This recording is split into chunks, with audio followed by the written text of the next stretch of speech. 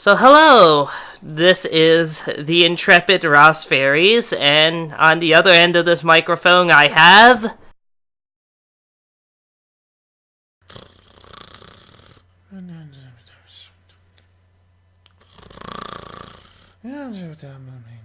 apparently Sleepy the Dwarf.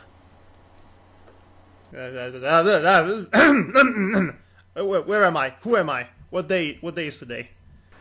Today is Splunge Day. Yet? It's Splunge Day.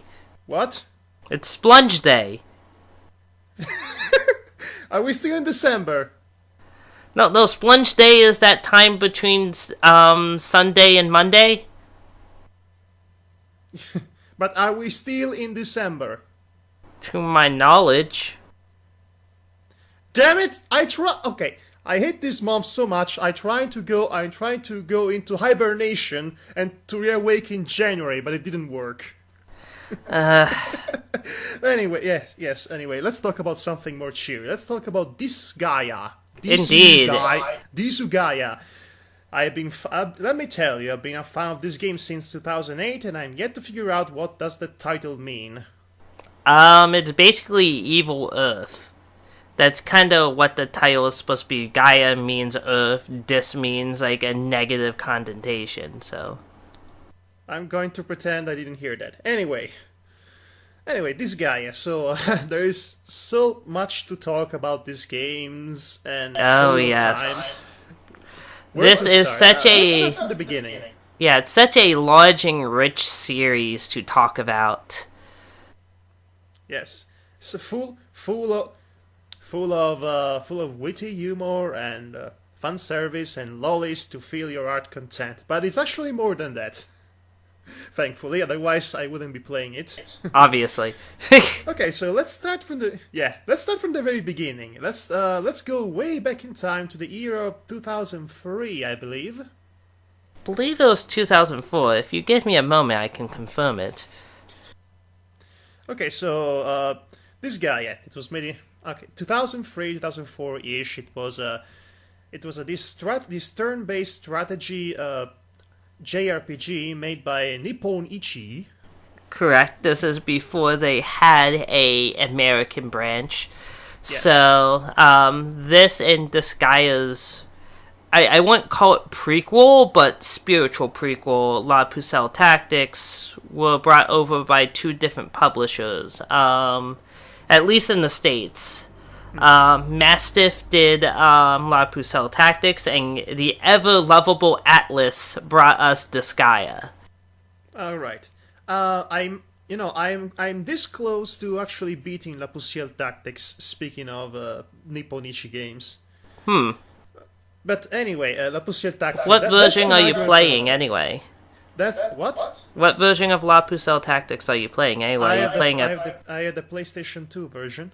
What I mean, is it the PAL edition? Is it an NTSC version? The reason is the NTSC version got heavily censored here. I think it's the censored version, because there is this character that is supposed to be smoking a cigarette, but there is no cigarette in his hands. They remove every cross everywhere.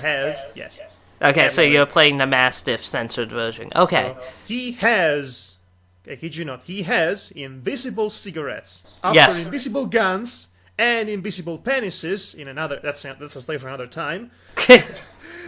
Yes, that's an interesting story for another time altogether. Now we have invisible cigarettes, but that's La Pucelle. What did the game of Disgaea do differently from these previous attempts at strategy turn-based RPG bonanza?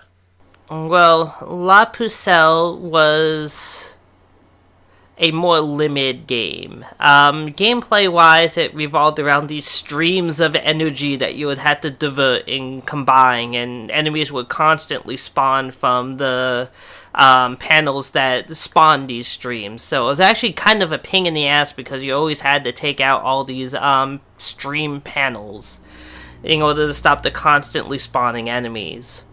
Disgaea chucked all of that in favor of a limited number of enemies on a map, generally speaking, and a player with the ability to create their own allies. In La Pucelle, you could recruit monsters, but it was a pain in the butt. But let's talk about what the major change in strategy-wise that Disgaea brought upon the strategy RPG market was the ability to grab a fellow unit, but also an enemy unit, and throw it, which would allow for new tactical exploitations to your advantage in whatever map you're playing. Indeed. That's a big addition that kind of changed the entire gameplay.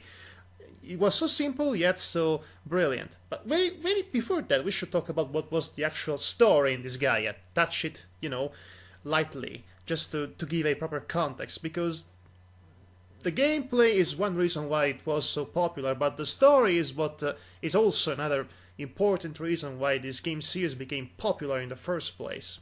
Yes.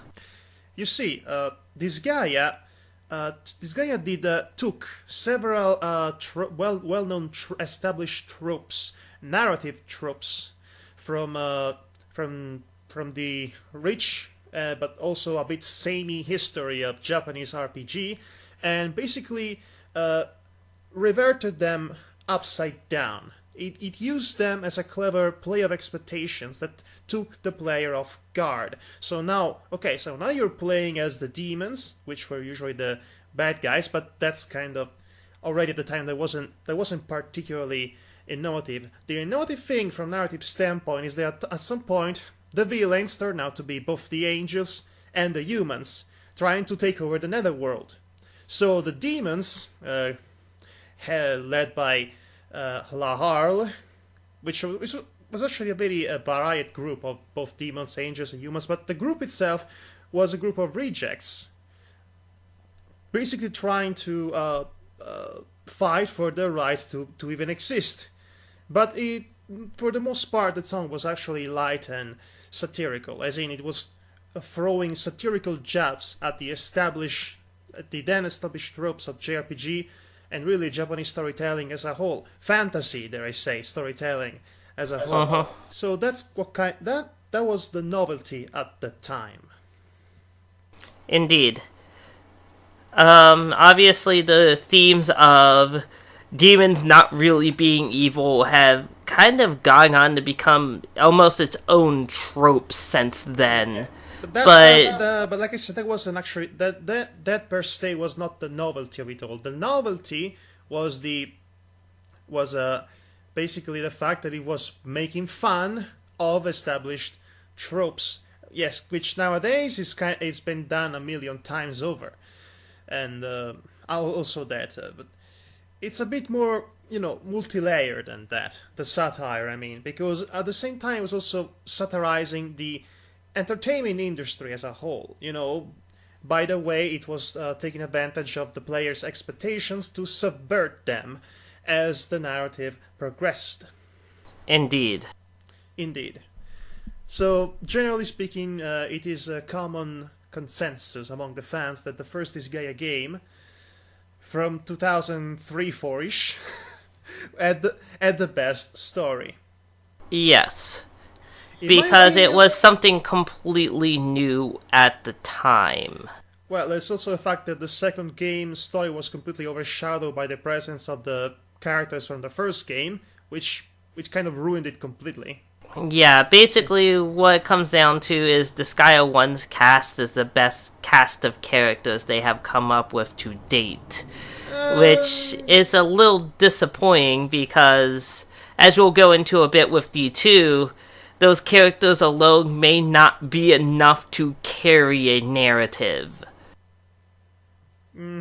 But the problem with the second game, it had a really interesting cast of characters altogether. The problem is that they were overshadowed by the forced presence of characters from the first game, which were so powerful that kind of killed the suspense of the story altogether. There are no stakes if the characters present in the powerful are actually more powerful enough to kill the final boss for you. in the middle of the story. That's spoiler, by the way. That's ridiculous. Yeah, but Disgaea has always kind of had that ridiculousness to it. I know, but since the story at some point gets serious, it's impossible to take serious. Well, that has always been the biggest problem with Disgaea in general, is it does the light and fluffy satirical stuff extremely well, but when it does come time to get serious, oftentimes it falters. And that's one of the few things that... I always thought the third game story was actually the best one after the first game. But that's only because the third game is actually the first Disgaea game I've ever played. Correct. So that had that impact on me, the characters and the battle system and what have you. It was my first exposure to this game series. And I could definitely see why it would leave an impression upon you at that point. The thing about the original Disgaea was it had meta humor, don't get me wrong, but it also did have the ability to sit down and deliver an emotional scene when it wanted to.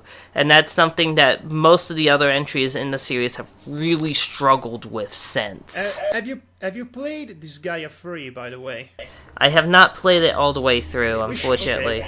Okay, we should have this discussion once you played that game, and also once you played that DLC for Disgaea 4, because let me tell you something. Which DLC? The Fuka show or the Valvatoris one? Because I had played the Valvatoris one. The Fuka.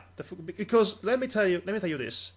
That DLC from Disgaea 4, the plot from Disgaea 4 may be lackluster and possibly the worst story this series has ever seen, for various reasons, but the DLC story is actually very good. In fact, I am convinced it's actually the best Disgaea story after the first one, the DLC.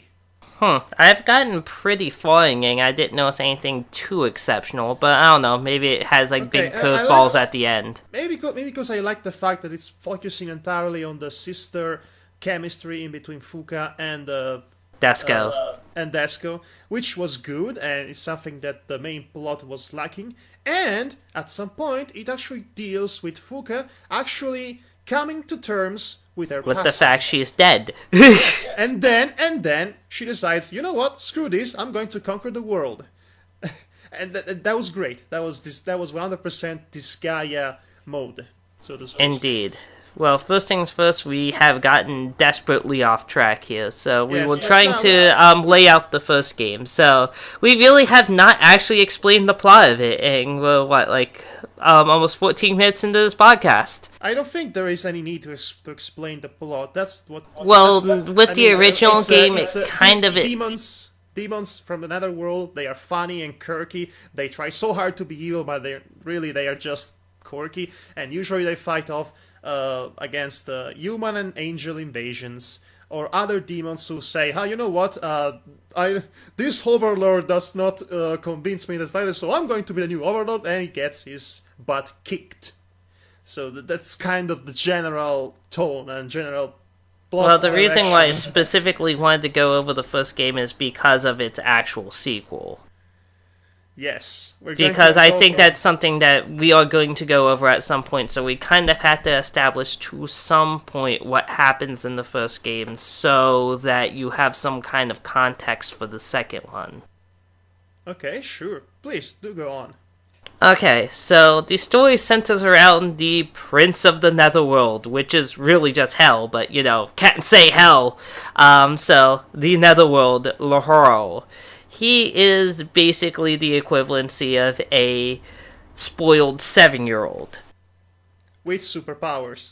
With superpowers, yes. So anyway, he had been napping for 2 years, and during this 2-year nap period, well, his father has become deceased. And every 2-bit warlord in the demon realm, the Netherworld, is fighting to try to claim the throne. Lahoro, being the only rightful heir, decides, hey, this is my throne. I'm just going to kick the butt out of anyone that tries to get in my way until they acknowledge that it's mine. And in the meantime, he enlists the help of Etna, the not so voluptuous succubus, self-delusional bad girl. With, Yeah. yes, and which is everyone's favorite character. Yes, Edna is basically the most treacherous of the group, ready to stab Laurel in the back at any giving opportunity, honestly, I would trust more Etna than Flonne, because from Etna you know what to expect. From the Love Freak, on the other hand... Well, Flong is an angel assassin that was sent to assassinate King Kercheskoi, the now dead overlord of the Netherworld. But she's too much of a geek obsessed with love and friendship to actually carry on any form of assassination at the end. So honestly, she's the perfect model of a Pegasister, by the way. Yeah, I can totally see Flonne seeing a pony wanting to ride it. I can so see that. Anyway, yeah, Flong is, well, less than diligent in her assassination. Well, it also doesn't help that her target was dead. So, because she comes to the Netherworld and can't believe that all demons are evil, because, there was just a smidgen of kindness shown to her by Laurel for not slaughtering her, she believes that all demons are capable of love and that she needs to prove it to not only herself, but Celestia, all the rest of the angels, essentially. Yes, she ends up... Okay, so basically Princess Celestia starts to send letter of friendship to... No, wait, that's the others. Why is Celestia such a common name, actually? I mean, there is this game series, and then there is the cartoon, and there is also this anime, which was based off a Tales of game. Why is Celestia such a common name in anime? Well, I believe the first thing to do it, to my knowledge, is Dungeons and Dragons. Because... are you...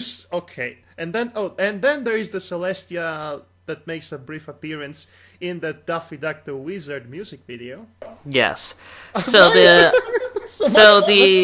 point was, at the time, there was this whole big uproar over religious imagery in D&D. So the very first edition, Celestial was called Heaven, there was an actual hell, and there were demons and angels and all of that, but then people started looking at the books and thought it was satanic. I'm not even kidding you. I have to say this now. Celestias everywhere. Okay, back on topic. So, because of that, they had to change the name of Heaven, Hell, Demons, and Angels in order to not have parental groups try to run their game into the ground. Wait, are so we that's talking where about the Dungeons and Dragons or Disgaea yes, here now? I'm no, confused. Dungeons and Dragons. Okay. So Let's after that, Celestia has always become the forward for Heaven ever since in any type of American fiction. In the Japanese version of the game, this was Heaven and Hell, obviously, but they decided to change it to try to not upset religious groups. That's a fairly common thing in localized US games, unfortunately. Actually, I think the change was for the better, because Netherworld sounds more civilized and has more variety, color to it, than just saying, "Oh, it's hell." It's actually it's by accident. It's more subtle than just say playing hell. Mm-hmm. But getting back to the actual story of this Disgaea one, so Laurel goes. Let's cut it short. Just okay. What's the sum of it? The sum of it is Laurel ends up making all of his subordinates respect him as an overlord, by mostly beating them up, manages to thwart a human invasion of the Netherworld by, Flash Gordon-esque technology humans. I was very disappointed that Captain Flash Gordon there, I don't remember his name, and a lovely, super intelligent assistant and the Roboto there weren't included in the sequel, direct sequel that is. I know, that is a little disappointing. And finally, he works his way to Heaven to find out why the angels were supporting the humans in invading the Netherworld. And eventually... And they eventually fight the final boss, which is God. Basically. Well, the Seraph. It's God. No, he is not. No, he is not God, because you do fight God at one point in the Disgaea universe. He's a stand-in for God, thematically speaking. Well, thematically, yes, but essentially. Thematically, that's all it matters. So anyway, so at the end of it all, there are like 4 different endings, but the canon ending is that Lahore restrains himself from slaying the Seraph, even after it looked like he killed Flawn, because it's revealed to him that was all just a test to see if he was really worthy to rule the Netherworld in fairness, set up by his late father and the Seraph. They actually established relatively good relations between Celestia and the Netherworld, and that is where the first game leaves off. Oh, and Flawn is like revived as a falling angel because the Seraph is kind of a dick. Yes, and also, and there is absolutely no difference in behavior on personality from when she was a regular angel. So that should tell you something. Exactly, she was definitely not the most devout of angels. Oh, okay. We should cut to the part in which she started bringing up giant love robots into the picture. Oh, we had to wait till Disgaea 4 for that, but yeah, that was pretty cool, even though it was completely nonsensical. But who cares? Exactly. So moving on to the second game. They say that Disgaea 4 they did a Gurren Lagann there. Yeah, they did. So the second game, Disgaea 2, centers around was supposed to center around a completely different cast of characters in an alternate netherworld. Essentially, the netherworld that takes place in was once a human world. However, this badass... Ross, if you start talking about the story of each and every game, we're going to be here for. I'm just summarizing it briefly. There is actually no need for that, because I was going to devolve the majority of this podcast anyway to talk about game mechanics and strategies and tactics, individual units, all of that technical stuff. So the plot should have technically took like the least amount of time. Okay, fair enough. So let's go over our impressions of the game then, games real quick. Generally speaking, 2 is one of those games that you didn't like when you first played it, but grows on you as more Disgaea games are released. Well, if I had to be honest, I actually, purely from a gameplay standpoint, I tend to love the most recent releases, because they always had something that makes the gameplay experience more intuitive, more approachable, and with more variety and color to it. Now, the story might not be up to the quality of the original one, but the gameplay, which represents like 80% of the entire Disgaea experience, even beyond the story mode, so to speak, and that's really all that matters primarily. So you can be enjoying hours upon hours upon hours upon hours of Disgaea just by grinding your way into level 2000-ish. Yeah. Well, now the level cap is 99,999, so good luck with that. Yes, you will have to have an absurd amount of time to do that, and nobody has that kind of patience unless they are World of Warcraft kind of people. Yes. So the series is well known for having an absurd amount of gameplay content built into it, and that's before they started with DLC. Yes, and they still on their own they are so full of stuff that it almost nullifies the need of DLCs. But they're still there, so it's nice to know that. Basically, what NIS has taken to doing as far as DLC is concerned is selling individual characters for like $3 a piece.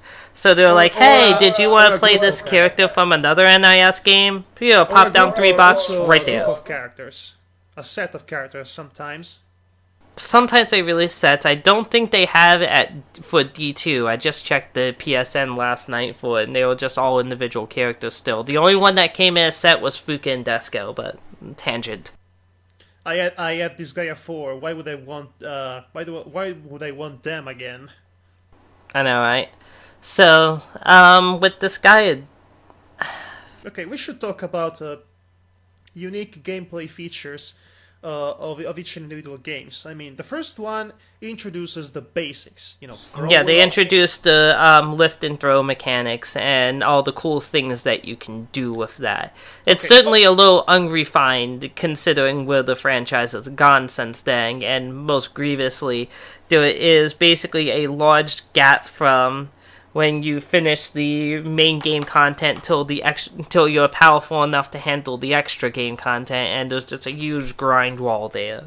They softened that quite a bit in subsequent games, but basically the best way to put the Disgaea 1 is why it may have the best story is certainly the least refined gameplay-wise. But nonetheless, it was the first time they were experimenting with something new, and they ended up inventing a winning basic formula to which build new things from.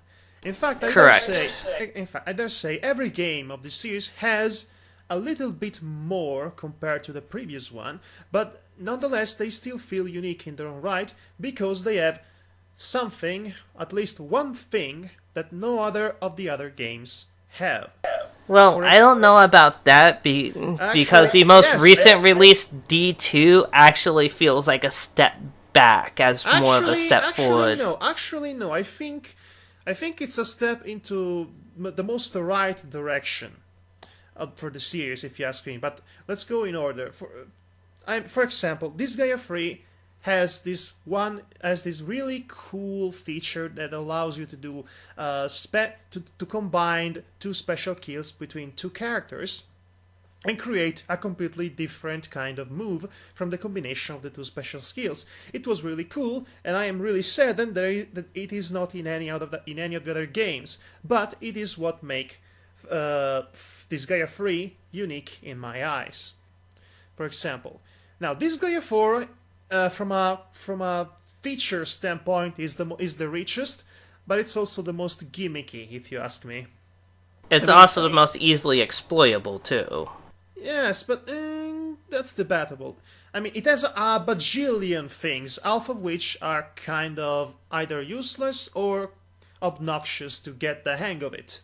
So the learning curve in that regard is kind of annoying. Because I spent an absurd amount of time while playing Disgaea 4 trying to unite all the possible characters into those fake political factions to get certain amounts of specific power-ups, and it was kind of annoying, especially when you had to do it over again when you restart the game from the beginning of story mode and you don't have the characters you unlocked at the end of it, and then you have to redo the placing all over again.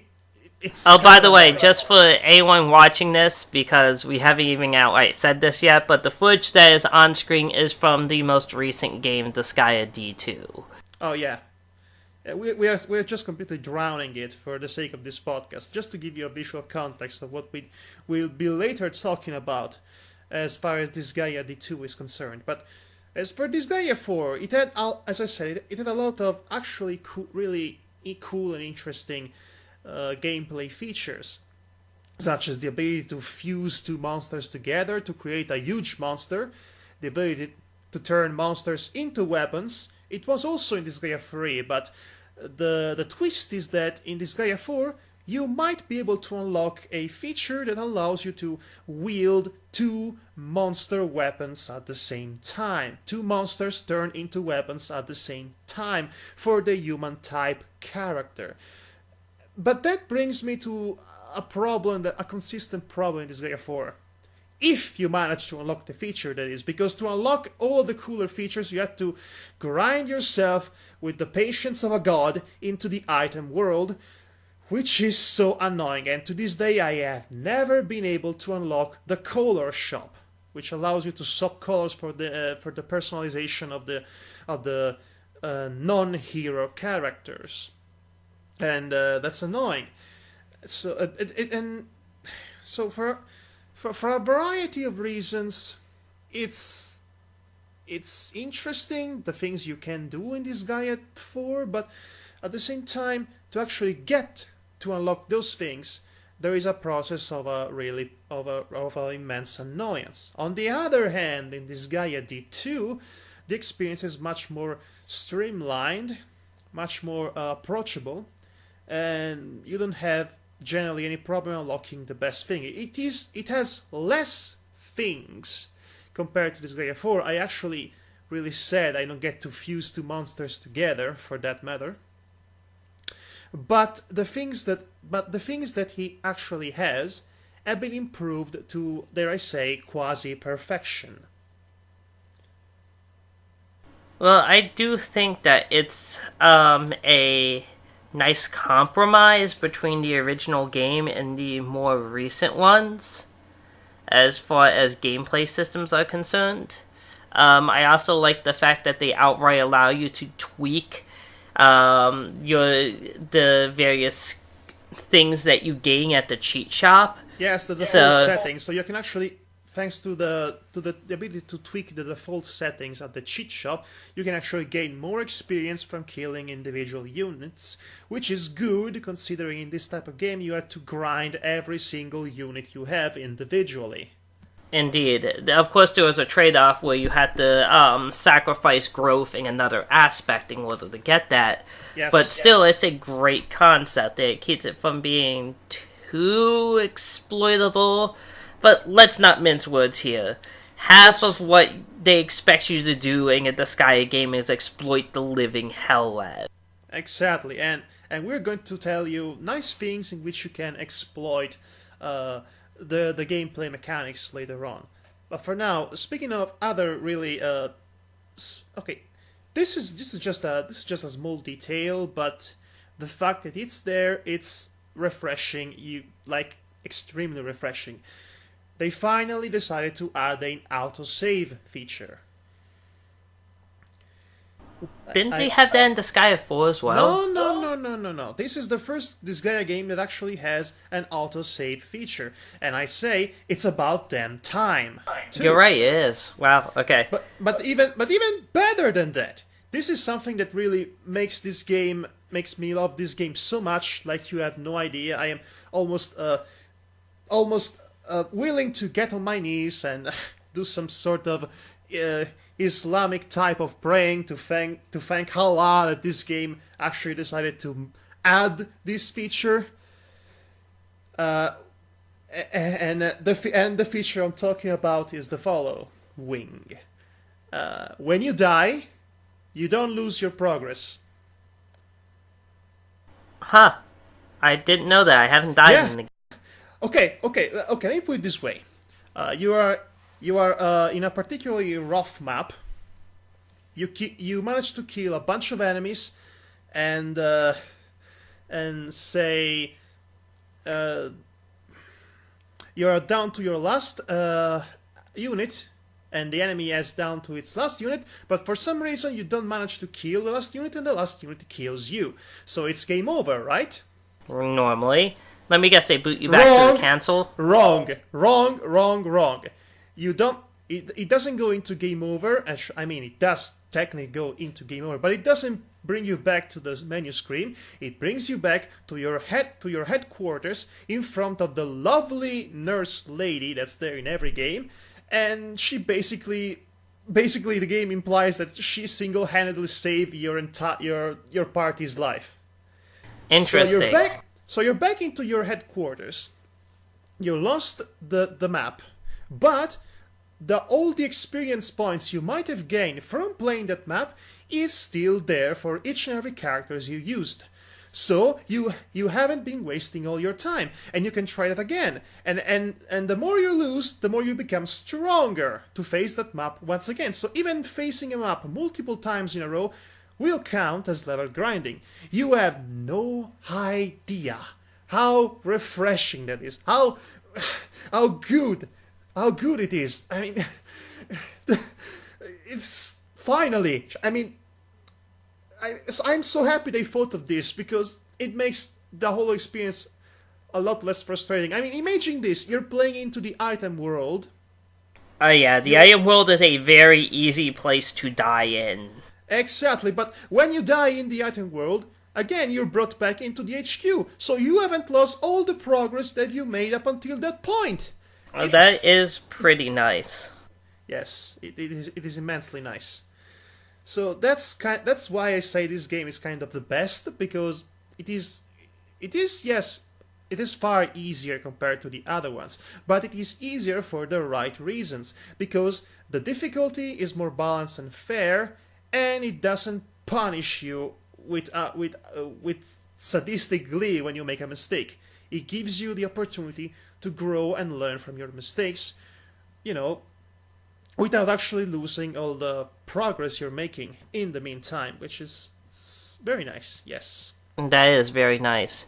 However, I also don't know if that makes it harder to do certain things. Like for example, something that you was almost required to do before was you basically had to save every time before you tried to deal with the Dark Assembly in case things didn't go your way because they often didn't. And I don't know if that's possible now. Yes. Yes. Because if the game autosaves, then that means that you won't be able to undo the result that came back. Well, to be honest, the Dark Assembly has also become far more easy to manage than before, and I don't know about that. I know about that. Listen to me. When this game is concerned, I'm a kind of a veteran because I'm around level 1000 ish. You are still around level. What level are you around now? If you look at the footage on the screen, you can find out. I can't. My browser crashed down a couple an hours ago, so I'm not been watching the footage per se. So Okay, so 66. okay. So listen to your senpai, Ross. Okay. Okay, the Dark Assembly is far easier to manage than it was before. Before long, you get the ability to actually force your opinion upon the delegates in the old-fashioned democratic way of beating them up. It doesn't take too long. In fact, a really cool thing about this game that you can exploit it in such a way that you can beat up opponents that are like, say, 500 levels. Let's say opponents that are like 500 levels superior to you. You can beat them with half the levels that they have if you are smart enough to use all your assets in a proper way. Because not only using strategies like I don't know, tower strategies, having all the units one on the shoulder of the other, forming a powerful tower to take down more powerful opponents in one fell swoop, or the classic strategy of placing yourself behind the unit that's more powerful than you to ensure you actually hit it, because there's a possibility to miss it. But also because the way you can customize and improve the abilities of your individual units basically ensure that they can become far more powerful than a unit that's like 500 levels above it, just because of the way you've been grooming them. That's a possibility that other games of the series would be less forgiving about. That is true. On that note, my most favorite unit in this game has to be the Nekomata. And, It always has been.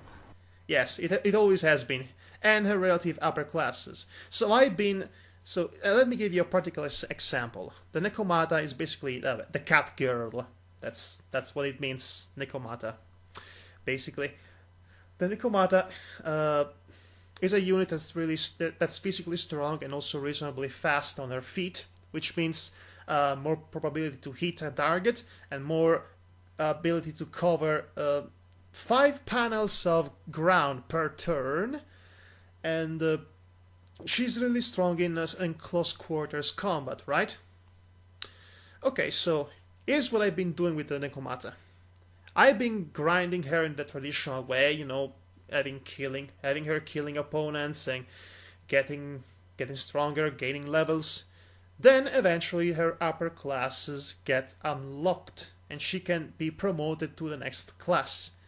Now, in past games of the series, when it's time to say make when you want to make your unit stronger, you would have to every time you would have to reincarnate them into its individual upper classes, and you would have to start grinding them from level 1 all over again, which and not only that, but the Yes. reincarnation takes mana, which means they had to be killing enemies as opposed to being leveled up by team attacking with other allies or various other ways.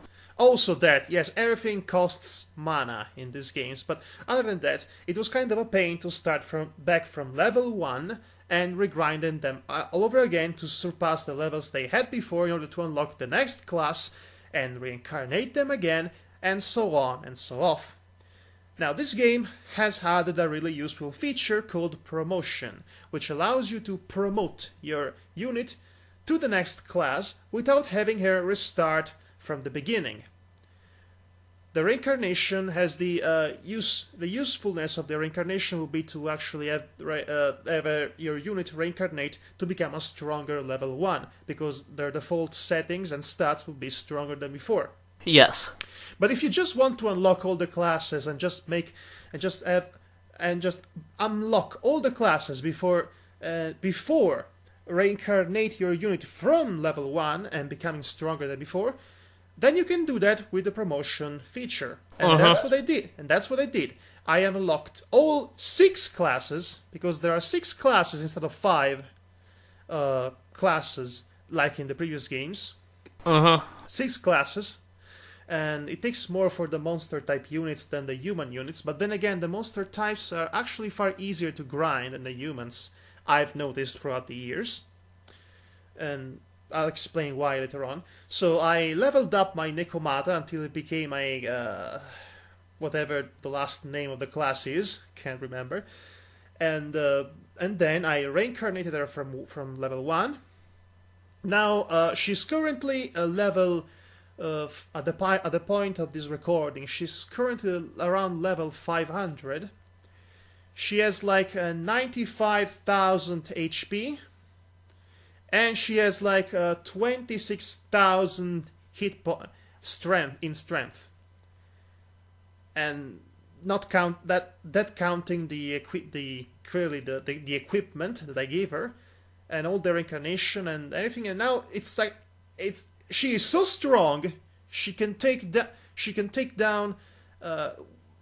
1,000 level opponents with one hit, basically, and that's really cool. Not only that, but she has a unique ability, selectable, one of the selectable default passive abilities that allows her to hit twice in a row. I give her a 50% chance to hit a move twice in a row if the opponent is of a superior level than her. So that's why the Nekomata, it was already my favorite unit, now it's become my favoriest unit. Gotcha. So to speak. So that was a long rant, so what's your favorite unit? So, I've always been of the opinion that the story is about the hero characters. You probably should use them.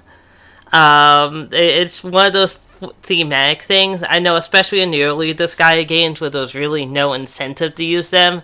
Like, oftentimes you would have people, like, clearing match with groups of thieves. In fact, a lot of people still love to use that strategy because they love ganking stuff. But the point was, it's not very thematic if you have all this build up to Lahal confronting, this big bad overlord guy, and then just a bunch of thieves do all of his fighting for him. I understand. I actually love the thief unit too, but that's just a personal preference. I mean, I grind the thief unit to be a badass gunsman, but nothing really more. I don't really make use of her ability to steal things. But the point is, I've always kind of adopted that strategy. Me too. Mainly because a lot of the hero units also have really good powers on them that make them easy to use early on. Because typically, you usually have to work for the better generic units' powers. Like, oftentimes, like, in Disgaea 4 especially, like, you had to grind in a specific place to unlock better abilities for your units, and it was just a pain in the butt. I don't know if Disgaea D2 does anything similar, but I can imagine. Okay, here's the thing. It's actually easier to grind your units. Well, actually, to be honest, monster type units have become really easy to deal with, more than human type units. Because you see, monster type units, you just have them grind for a bit and they will automatically unlock their own special skills. But human type units, they will you need to use them and use you need to okay you have to unlock each individual skill related to the weapon they use. The more you use them, and you will only unlock those skills if you use special skills that you already have.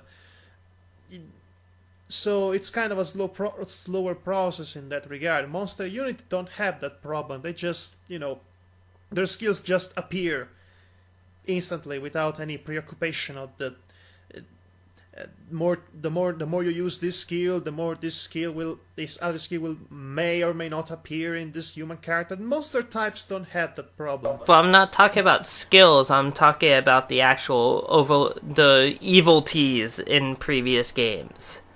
That's what I was referring to. The hero characters have some of the best evil teas in the game, and in order to get decent evil teas on abilities with evil added in the first part of the word, so it becomes abilities. It's punilities. It's very punilities. Punny.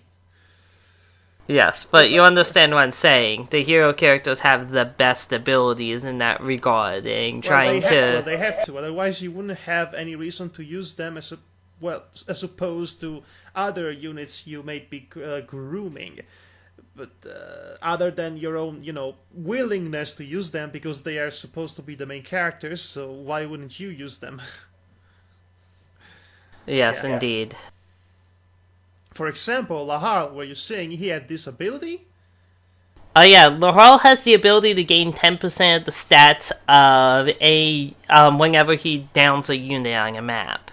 So, what that does is all he has to do is down, 10 units, which on a map isn't all that difficult to do, and suddenly he's double as strong as he was before. Yes. Now, Lahar himself is also very good at using most types of weapons. Now, most people will just stick a sword on him and be happy with that. I know I did. But a lot of people actually like using fist with him. Because of the speed boost and the high counter rate. Interesting. Also, you have to love the fighter type units in this game, because they are the masters of counter moves. Oh yes, they are. Basically, that's one of the reasons Adele is still good in every game that he makes an appearance in. Adele, the main character from Disgaea 2. Yes. Yes, what are you saying? So, the point... I've kind of lost my original point now, but I'll take it from here. Okay. So the point is, the fighter type unit, as in the unit that uses its fists of justice to kill off the enemies, so to speak, has the ability to have the best counter maneuvers in the entire game. Okay, suppose an enemy unit attacks you physically, whether by a special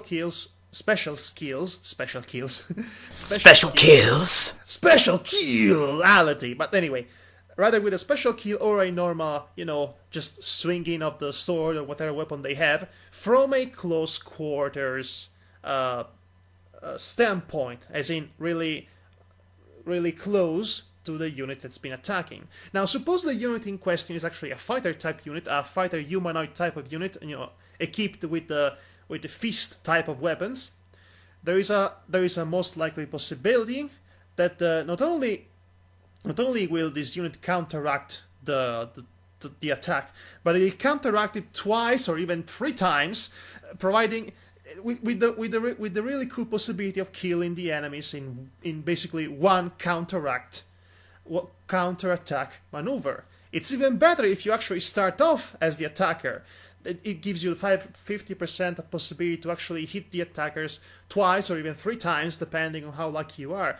But let me tell you, I'm very satisfied by my own fighter type units in this game. Yeah, they do that. They basically kill the enemy with a rain of fists, a la Kenshiro. It's Don't the Nekomata actually have the Kenshiro attack? Yes, the Nekomata's biggest attack is basically a move right out of a Fist of the North Star episode. Actually, believe it or not, Disgaea in general makes references to quite a few anime throughout its run. I'd say especially Dragon Ball, especially when the moves that kind of destroy the entire planet. And we should be saying this. Disgaea is pretty known for having the most ridiculously overpowered moves in any JRPG game ever made. It's obviously part of the recurring joke of, satirizing tropes. Indeed, but I mean, specifically, besides making a reference, you'll actually see characters from various anime occasionally show up, like Holo from Spicing Wolf in Disgaea 4. Oh yeah, wait, you mean like the really special cameo appearance that might appear during the casting of a Omega or Tetra spell? Yes. Oh, I get it. Yes. I mean, it's not just referencing a thing in it, because I know they referenced Saint Seiya, they even referenced Toho at one point, but it's not just that. Yes, they even had the guts, the nerve to reference Lotus Toy in Disgaea 4. Yeah, that happens. Yeah, you get to see it whenever you use Omega Star. Wait, wasn't it Omega Ice? That was Omega Star. Never mind. So, yes, okay, so let's talk about units' versatilities. Okay, I don't have a whole lot more time here, so I can give you about 4 more minutes. Oh, really? I mean, we haven't even talked about strategies on. I know it sucks, but I have a prior engagement that has just popped up. I'm sorry. Okay, maybe we'll get to talk about this some other time. Maybe we'll do a part 2. Yes, maybe we'll do. But anyway, okay. So, you know what units I really don't like in this game? I don't like the Mage Knight. Really? Because honestly, Mage Knight has been one of the favorites from the earlier games. I don't know if they've nerfed them since then, but... Here's the thing. In theory, the Mage Knight is supposed to be a jack of all trades when it comes to both magic attack and physical attacks. In theory. In truth, it's just a mediocre unit in either of those things. My suggestion would be to have a unit that focuses on attack and a unit that focuses on magic. So, to have the best of both worlds. Because well, you want to know why they were really good at one point. They used to, I don't know if they do anymore, but at one point, they would get a free casting of a spell every time that they attacked with a sword attack. So you were basically getting double damage every time they swung their sword. I have to see if that's true in this game too, but... I think they have to use a move to impart an element on their sword now, before that happens. But it used to be automatic. Well, I'll have to see about that, but for now, I think that's all the time we had to, chat about this guy. Maybe we'll do a part 2 to this podcast. Because yeah, part 2 would be very nice. There is definitely more to discuss. We're yet to discuss strategies and tactics and ways to exploit the game, and also what can you effectively accomplish with the throwing mechanics in this latest game. You can do lots. Yes, which is no small feat, let me tell you. Indeed.